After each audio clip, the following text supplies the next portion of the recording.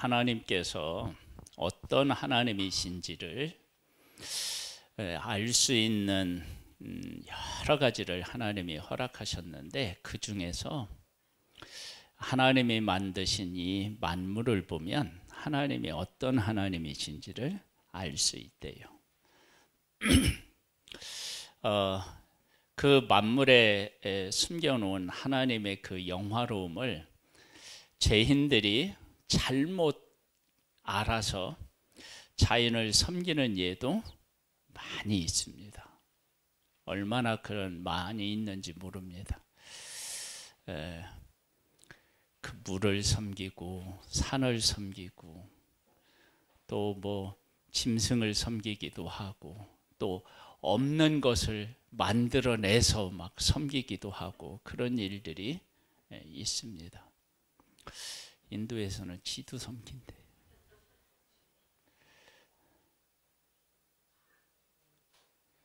거기서 쥐 밟으면 큰일 난대.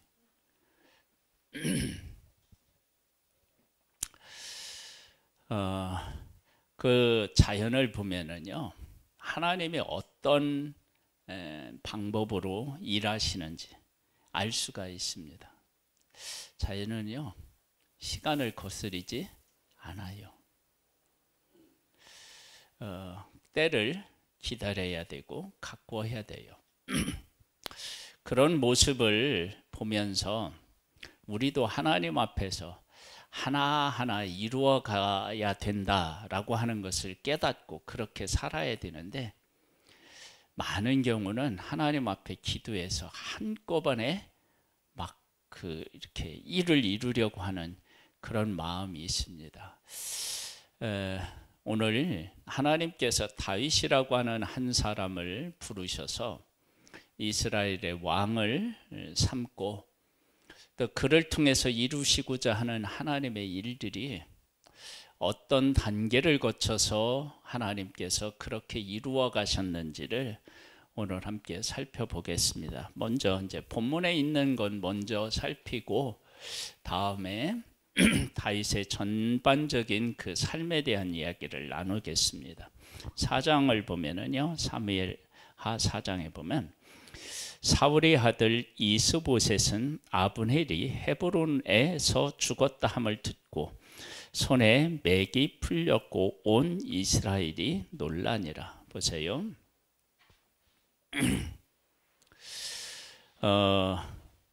누가 죽었다고요? 아브넬이 죽었는데 그 누가 손에 맥이 풀려요? 이스보셋은 누구예요? 사울의 아들인데, 사울의 아들이 그 유명한 장군, 훌륭한 장군이 죽었다고 손에 맥이 풀리는 거예요. 그리고 온 이스라엘은 어떻게 했다고요? 놀랬대요. 그러면 이스라엘과 이스보셋은 누구를 의지한 거예요? 아브넬을 의지했고 사람을 의지한 거예요.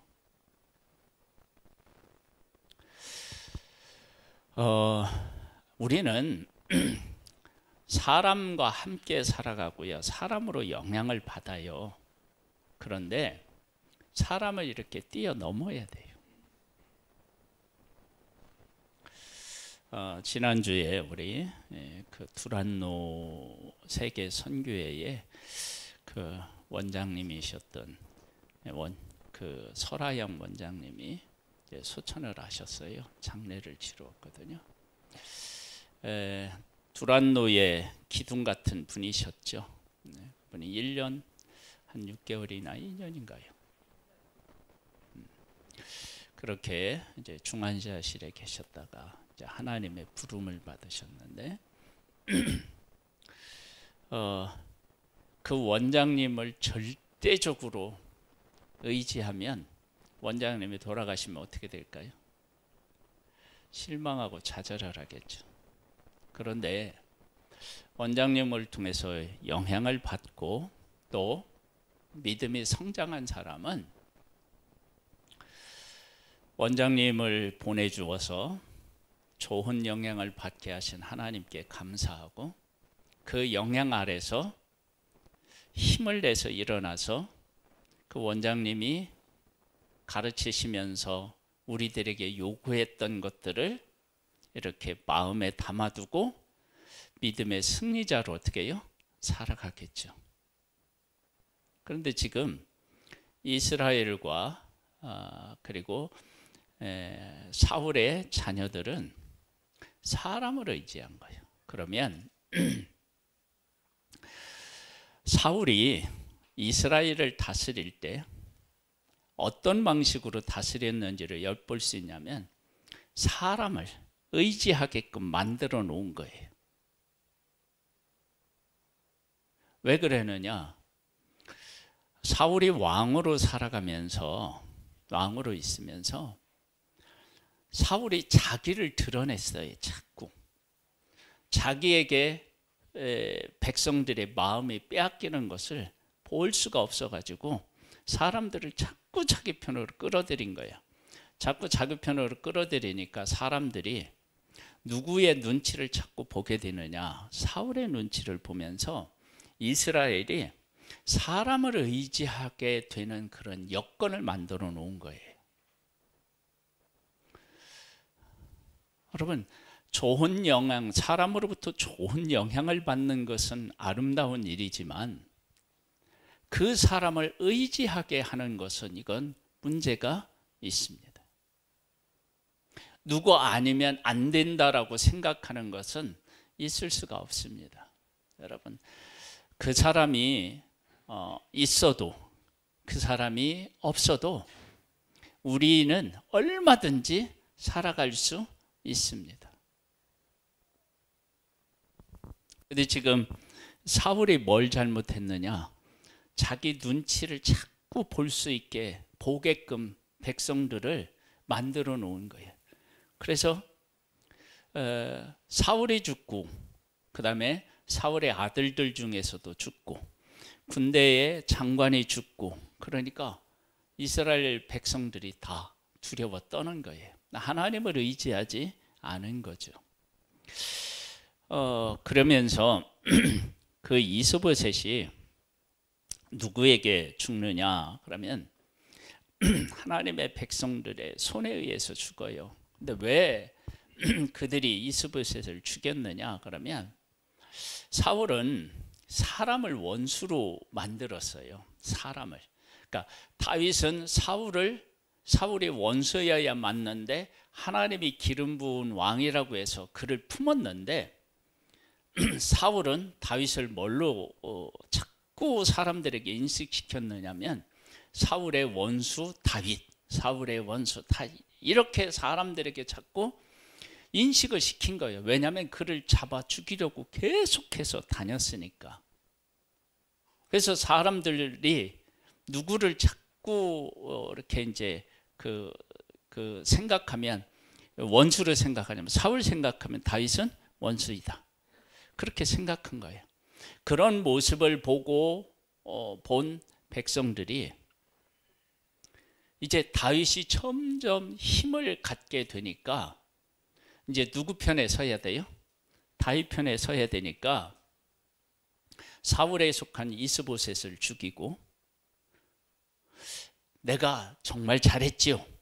그렇게 생각하고 그런 말을 듣고자 해서 죽이고 나서 그 다윗에게 가요. 그런데 그 사람들을 어떻게 하느냐? 다윗이 죽여요. 다윗은 사울을 원수로 생각하지 않았던 거예요. 하나님이 기름 부은 그 하나님에게 속한 사람이라고 생각했고, 그리고 다윗이 사울에게 속한 사람들을 볼 때 항상 기준을 뭘로 삼았어요? 요나단이 자기에게 베푼 은혜를 기준으로 삼은 거야. 그런데 사울은 다윗을 원수로 생각하도록 백성들에게 인식시켜서 신하들이 왕자를 죽이게끔 만든 사람이 누구냐? 그건 사울이었던 거예요. 그런데 다윗이 왕이 되었을 때 다윗의 왕위가 견고하려면 사실은 어디에 속한 사람들이 없어야 되겠어요? 사울에게 속한 사람이 없어야죠. 근데 다윗은 사울에 속한 사람을 해할 마음이 없어요. 그런데 사울이 뿌려놓은 씨앗을 사울이 어떻게 해요? 거둔 거예요. 그래서 신하가 왕자를 죽이는 거예요.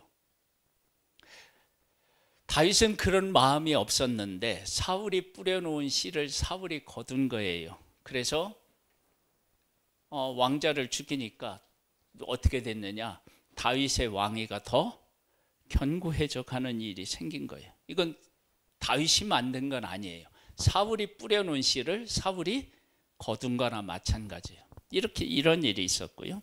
5장에 가보면은요. 이스라엘 모든 지파가 헤브론에 이르러 다윗에게 나와 이르되 보소서 우리는 왕의 한 고륙이니이다.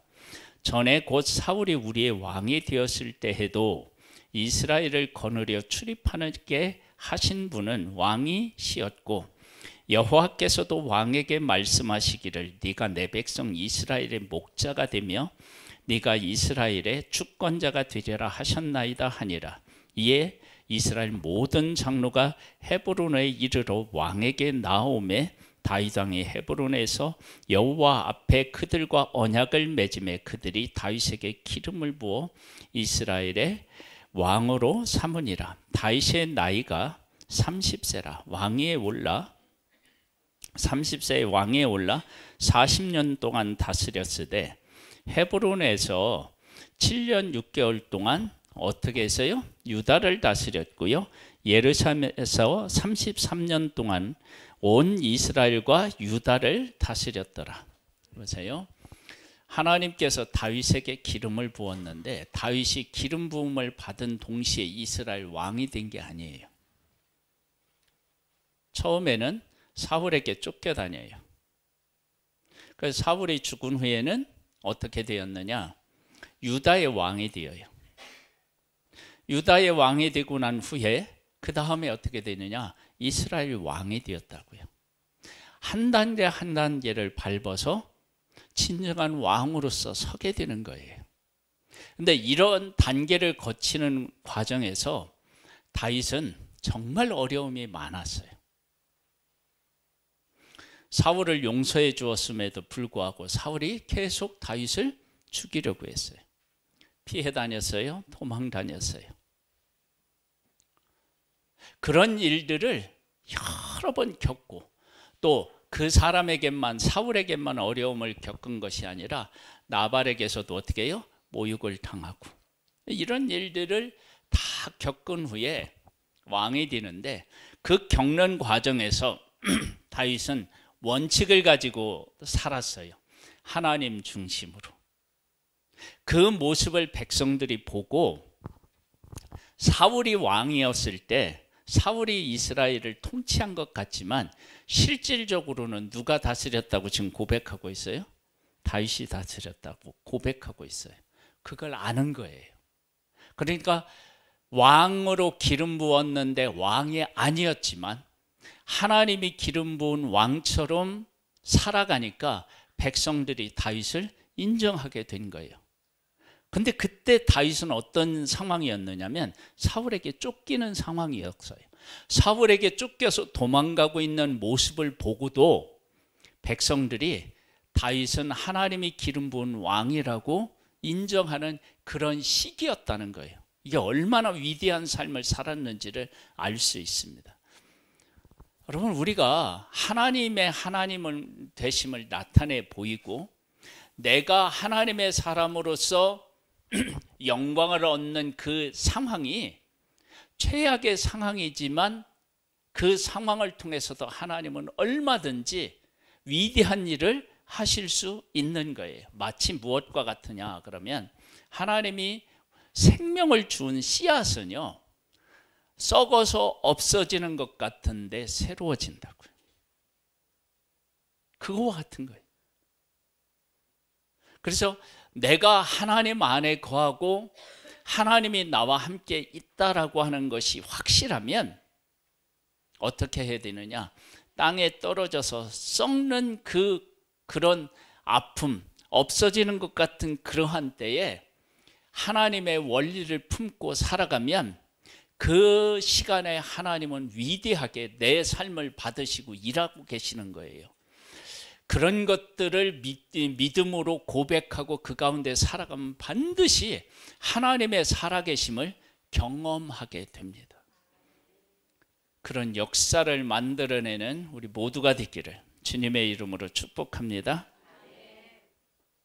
자, 그렇게 하고 6절에 보면 어떤 내용이 나오느냐면 왕과 그의 부하들이 예루살렘으로 가서 그 땅 주민 여부스 사람을 치려하며 그 사람들이 다윗에게 이르되 네가 결코 이리로 들어오지 못하리라.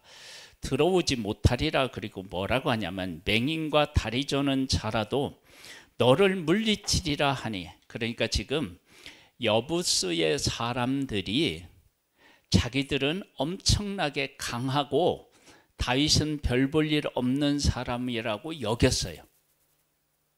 그리고 조롱했어요. 그런데 막상 싸워보니까 이게 완전히 다른 거예요. 여부스 사람이 별것도 아니고 다윗은 정말로 그 누구도 쓰러뜨릴 수 없는 강함이 다윗에게 있었던 거예요. 그렇게 강할 수 있었던 것은 다윗과 함께 하시는 하나님이 그를 붙들고 계셨기 때문이에요. 그래서 그 성을 빼앗아서 그 성을 다윗성이라고 하고 예루살렘으로 이제 예루살렘이 되어서 그곳이 이제 왕도가 되는 거예요. 왕의 성이 되는 거예요. 자, 보세요. 이렇게 하나하나 하나님 안에서 어떻게 해요? 그 뜻을 이루어가는 거예요. 견고하게 되는 거예요. 그리고 나서 6장에 가보면 어떤 일이 생기느냐 그러면 다윗이 이스라엘에서 뽑은 무리 3만 명을 다시 모으고 다윗이 일어나 자기와 함께 있는 모든 사람과 더불어 바할레 유다로 가서 거기서 하나님의 궤를 메고 오려 하니 그 궤는 그룹들 사이에 자정하신 만군의 여호와의 이름으로 불리는 것이라. 그렇게 해서 어떻게 되느냐, 언약궤를 또 어떻게 해요? 자기의 다윗성으로 이제 다시 이제 옮겨서 그곳에서 이제 하나님을 섬기려고 한 계획을 세우고 실천에 옮겨요. 그리고 나중에는 이제 이곳에 뭐가 세워질까요? 성전이 세워지겠죠. 이렇게 하나님의 일이 하나하나 이루어져 가는 것을 보게 됩니다. 여러분, 우리가 하나님을 믿고 하나님의 그 인도를 받을 때 내 속에서, 내 삶 속에서 하나하나 일이 이루어지는 것들을 경험하는, 그리고 그렇게 이루어 가신 하나님과 함께 인내하고 하나님의 뜻을 따르는 삶을 반드시 살아야 됩니다. 그냥 기도해서 하루아침에 이루려고 하는 마음을 가지면 하나님을 바르게 섬길 수 없고 하나님을 바르게 따라 살아갈 수도 없어요. 뜻을 따라. 우리 교회의 부흥도 마찬가지고요. 신앙의 성숙도 마찬가지예요. 자, 이제 지금 이 본문에 나온 내용들을 이렇게 살펴보았다면 이제 다윗의 전생에 대한 것들을 한번 쭉 생각해 보겠어요. 다윗은 직업이 뭐였죠? 목동이었어요. 목동이었을 때 무엇과 싸웠다고요? 곰하고 사자하고 싸웠대요. 여러분, 내가 양을 칠 때 곰과 사자가 오면 어떻게 돼요? 도망가야 돼요. 왜냐하면 곰이 아무리 힘이 세고 사자가 막 아무리 뭐라고 그럴까 힘이 세다 할지라도 양 한 마리만 잡히면 되는 거예요. 네? 사람이야 뭐 많은 것들을 하지만 짐승들은 어떻게 해요? 하나 한 마리 잡아가면 끝인 거야. 그러면 어떻게 되느냐? 얼른 피해주고 한 마리 잃고, 네? 그러면 되는데 그것과 싸우는 거야. 왜 싸웠다고 제가 말씀드렸죠? 저는 양을 칠 때 왜 곰과 사자하고 싸웠느냐 그러면 양을 양으로 보지 않은 거예요. 누구는? 다윗은. 왜? 그것을 하나님이 주신 기업으로 보는 거예요. 설명드렸죠? 여러분, 하나님께서 하나님의 백성들에게 땅을 분배했어요. 이 땅은 하나님이 각 가정들과 지파에게 주신 기업이에요. 그래서 나봇은 아합이 그 포도원을 빼앗으려고 할 때, 사려고 할 때 하나님의 주신 기업을 팔 수 없다고 생각하고 어떻게 해요? 안 팔아. 그래서 그 일 때문에 죽거든요. 그러니까 다윗이 땅은 아니지만 하나님이 주신 기업으로 무엇을 보느냐? 양을 보면 하나님이 주신 기업을 누구한테 빼앗길 수 없어요? 짐승에게 빼앗길 수 없는 거예요. 그러니까 이게 목숨을 걸고 지켜야 되는 거예요. 여러분, 우리가 살면서 의미와 가치 있는 것들이 있잖아요.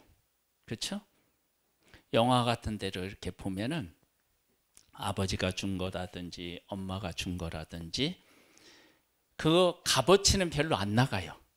근데 그것이 의미 있는 것이 있잖아요. 그러니까 다윗은 양을 그냥 양으로 보는 게 아니고 하나님이 주신 기업으로 보는 거예요. 그러니까 이것은 목숨 걸고 지켜야 되는 아주 소중한 것이 된 거예요. 여러분, 우리가 하나님 안에서 믿음으로 살아간다라고 할 때요, 하나님하고 관련된 것들의 가치를 깨달아 알아서 그 가치를 부여하면 정말로 소중한 것이 돼요. 한번 생각해 봐봐요.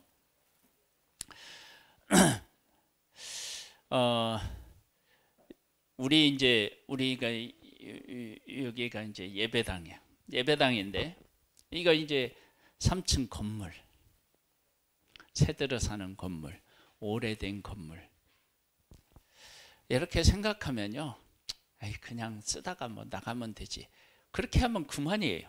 그런데 이곳이 우리를 구원하신 예수 그리스도의 복음을 듣고 전하고 예배하고 하는 처소로 생각하면 이것은 다른 장소로 바뀌는 거예요. 그 가치 있는 곳으로 바뀌는 거예요.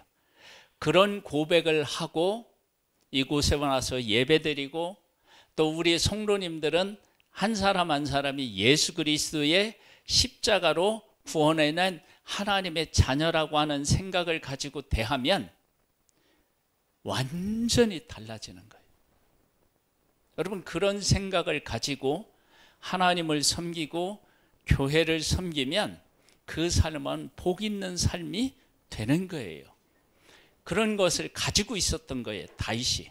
그것을 어떻게 할 수 있느냐? 다윗은 골리앗 앞에 섰을 때 골리앗이 이스라엘을 모독하자 뭐라고 했냐면, 이스라엘 백성들이 그때 막 골리앗 앞에서 벌벌 떨고 있었어요. 다 도망갔어요.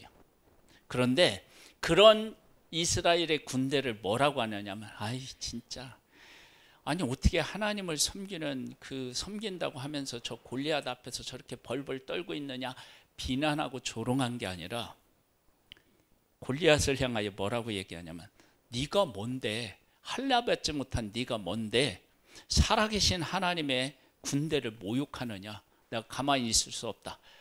그렇게 하고 골리앗 앞에 나와서 물매로 그의 이마에 박히게 해서 하나님이 그렇게 해서 승리를 얻어요. 그리고 어떻게 만드느냐, 골리앗 앞에서 벌벌 떨던 하나님의 백성들이 골리앗이 쓰러지니까 하나님의 군대로 서서 그 블레셋의 군대를 향하여 어떻게 해요? 전진해, 막 공격해요. 그래서 진짜 하나님의 군대로 서요. 누구 때문에? 다윗 때문에. 다윗이 고백한 대로 하나님의 백성이 그렇게 선 거예요. 여러분 보세요. 벌벌 떨고 있었던 이스라엘 군대가, 이스라엘이, 그 군인들이 무슨 살아계신 하나님의 군인이겠어요. 그런데 다윗은 무엇을 보느냐? 하나님께서 하나님의 백성을 택하셨고 하나님의 백성들 중에 군인으로 세워놨다. 그러면 이들은 뭐예요? 하나님의 군대인 거예요. 그렇게 보고 고백하는 거예요. 여러분, 그렇게 해서 왕궁에 가고 왕궁에서 사울에게 쫓기다가 하나님의 도우심으로 그에게 은혜를 베풀고 그런 과정을 거쳐서 나중에 이스라엘의 왕으로 서게 되는데, 그것은 자기가 힘으로 그렇게 한 것이 아니라 유다 사람들이 와서 기름을 붓고 온 이스라엘이 와서 기름을 부어서 다윗을 왕으로 세운다고요. 이런 과정들을 거쳐서, 여러분, 우리 교회가 든든한 교회, 하나님의 쓰시는 교회도 교회가 되려면 이런 과정들을 거쳐야 돼요. 제가 목회 칼럼에 썼는데요. 여러분, 우리 성도님들이 있는 자리에서 내가 해야 될 일들을 하나하나 하고 우리가 서로를 섬길 때 우리 교회는 어떻게 되느냐? 악한 자가 넘보지 못하는 교회, 하나님이 함께 하시는 교회, 하나님의 뜻을 이루는 교회가 되는 것입니다.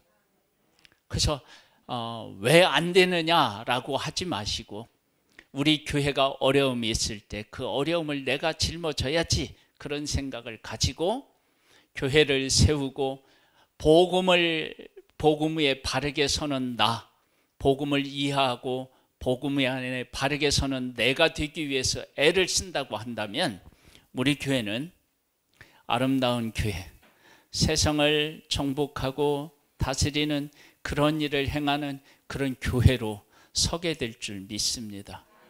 그 일에 우리 온 성도님들이 한 마음 한 뜻이 되게 한 마음 한 뜻이 되어서 그 일들을 이루어갈 수 있기를 주님의 이름으로 축복합니다. 하나님 아버지, 우리와 함께 하시는 하나님을 찬양합니다.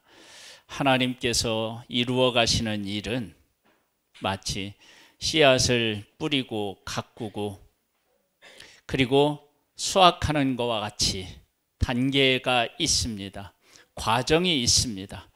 우리 하나님 나라를 위해서 그 과정들을 잘 밟고 승리함으로 위대한 결실을 하는 하나님의 사람들 되기를 소망합니다. 주님의 영으로 우리와 함께하여 주옵소서. 예수님의 이름으로 기도드립니다. 아멘.